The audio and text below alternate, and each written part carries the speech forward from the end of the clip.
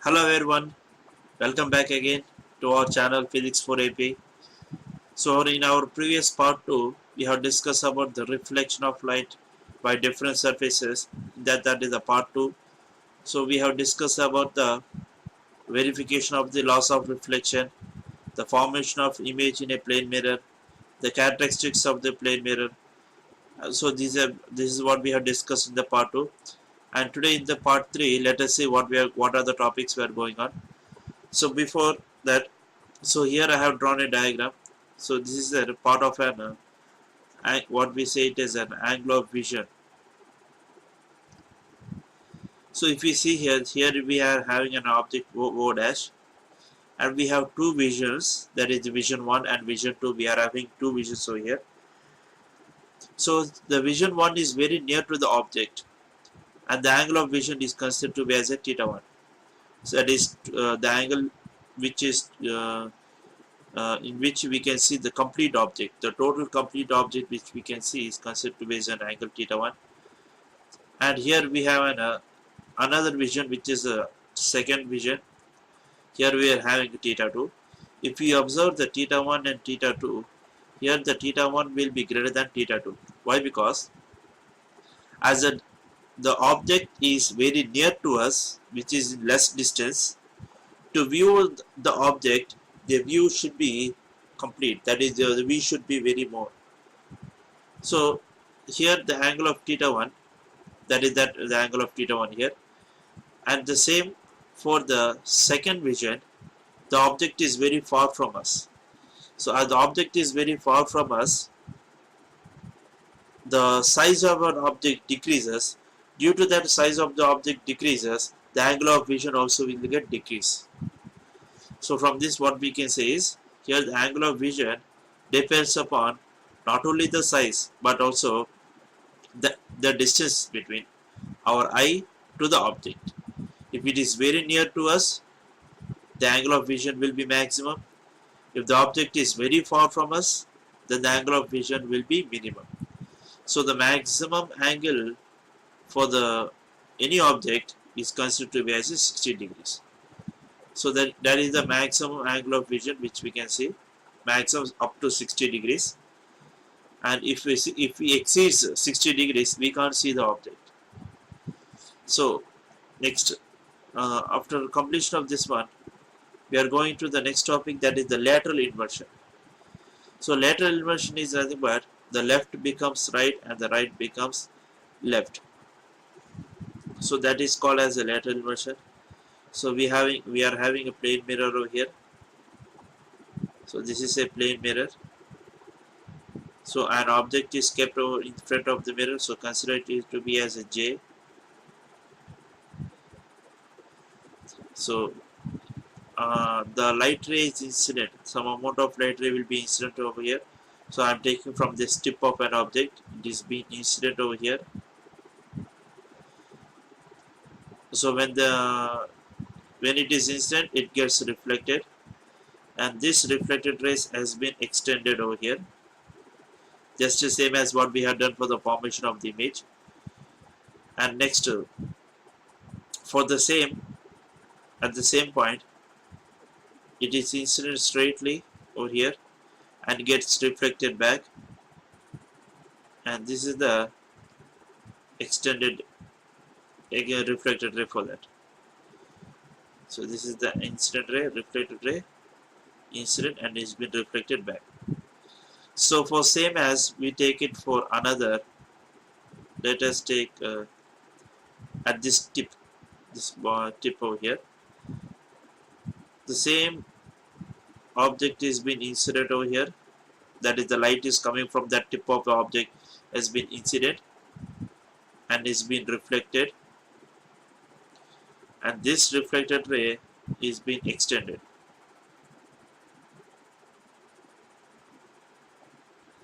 This has been extended, and at this same point it has been incident and is been reflected, and at this point it has been instituted like this.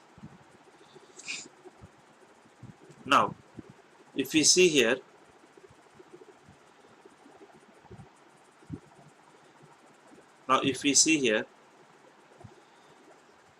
here we get a two intersection part over here, that is the two intersection of the reflected rays. So this is the part of the image which is formed for this tip over here. So it forms like this. So it forms like this. So the tip will be formed over here. So if we consider this as A, and the image will be considered as A dash over here. And again, this will be the tip of, if we consider it considered as a B, and this will be considered as a B dash. So as we know that the object distance will be equal, the height will be equal, we get an virtual image, we get an erected image. So based upon that, we get a lateral inversion. Lateral inversion, that is the left becomes right and the right becomes left. So why it happens, because our brain feels that an object which is in left appears to be right. That is an illusion which is created in our brain.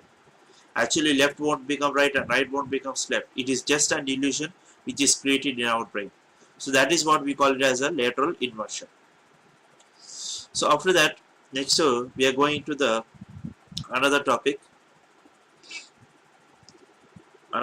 which is considered to be as a curved mirrors, or what we call it as a spherical mirrors also. So we call it as a spherical mirrors.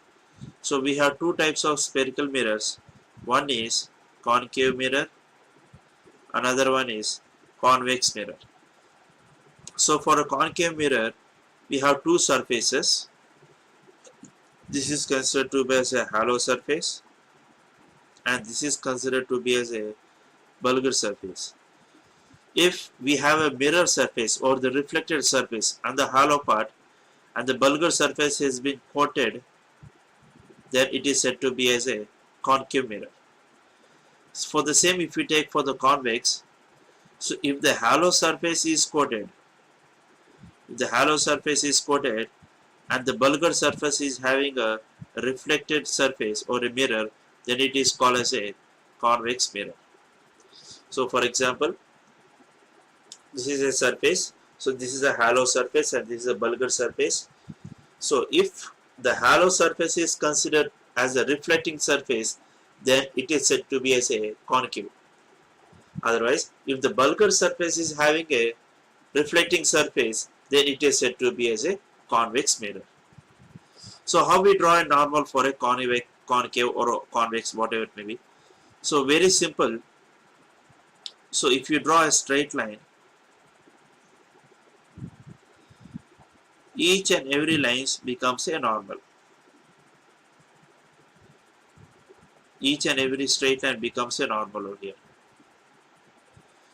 And if you bend this line, if you bend this surface like this, if you bend it, all the normals will meet at a point. So that point is considered to be as a center of curvature. So what are those terms? Let us discuss over here. That is our next page.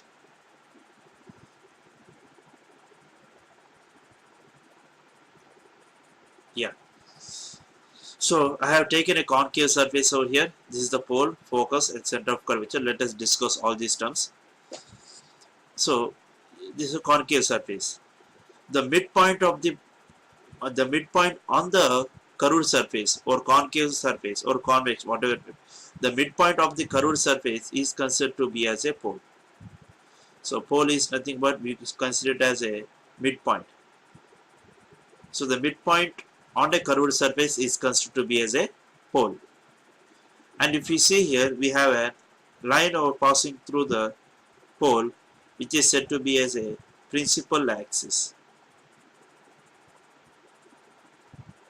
So which is said to be as a principal axis. So this is the imaginary line which passes through the pole, is said to be as a principal axis.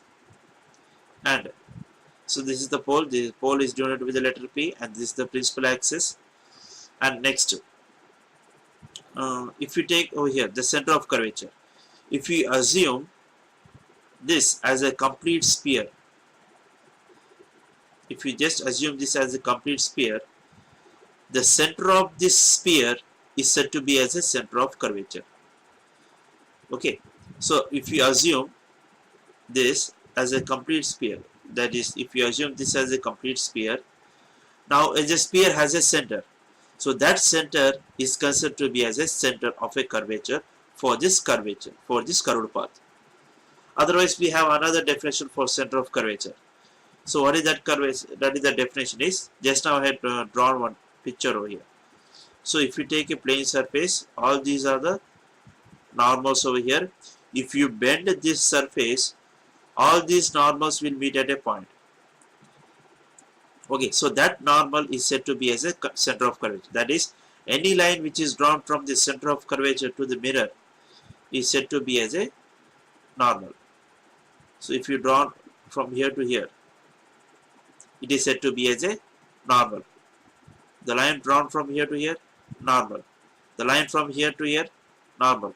From here to here, normal. Even line drawn from the center of curvature to the pole, that line is also called as a normal. That is, any line which is drawn from the center of curvature to the curved path is said to be as a normal. Next. Now, coming to that, from the center of curvature to the pole, the distance from the pole to the center of curvature is considered to be as a radius of curvature. Now the distance from the pole to the center of curvature is said to be as a radius of curvature. Here C is the center of curvature, and if you draw any light ray passing parallel to the principal axis, any light ray which is passing parallel to the principal axis, all those will reflect back and meet at a same point. So that point is considered to be as a focus. That is, it is written with a capital F, which is considered to be as a focus. Now the distance from the focus to the pole is said to be as a small f, which is considered to be as a focal length. Now the distance from the pole to the focus is considered to be as a focal length. The distance from the pole to the center of curvature is said to be as a radius of curvature. And any ray which is passing parallel to the principal axis meets at a point, that point is considered to be as a focus. Next. Now, if you take an object, any object, O, now the distance from the pole to the object is considered to be as an object distance U, and if the image is formed over here or somewhere else where the image is formed, which is considered to be as a V, that is, the distance from the pole to the image is considered to be as a V. That is, symbolic representation is written as V. The distance from the pole to the object is written as U. That is the object distance. And next, if we consider the rays which are passing near to the principal axis are called as marginal rays, and the rays which are far away from the principal axis, the rays which are near to it are called as a paraxial. The ray which are far are considered to be as a marginal rays. Which are far away is considered to be as a marginal, which are near to the principal axis considered to be as a paraxial rays. So these are all the terms, general terms which we need to know. What are the terms here? The pole, which is the midpoint of the curved surface, and the principal axis, the line which the imaginary line which is passing through the pole, and center of curvature, that is, all the normals meet at a point, so that point is considered to be as a center of curvature. And the distance from the pole to the center of curvature is said to be as a radius. And the focus, the line passing parallel to the principal axis meet at a point which is considered to be as a focus. And the distance from the pole to the focus is considered to be as a focal length. The rays which are near to the axis are called paraxial, which are far said to be as a marginal rays, and u is the object distance and v is the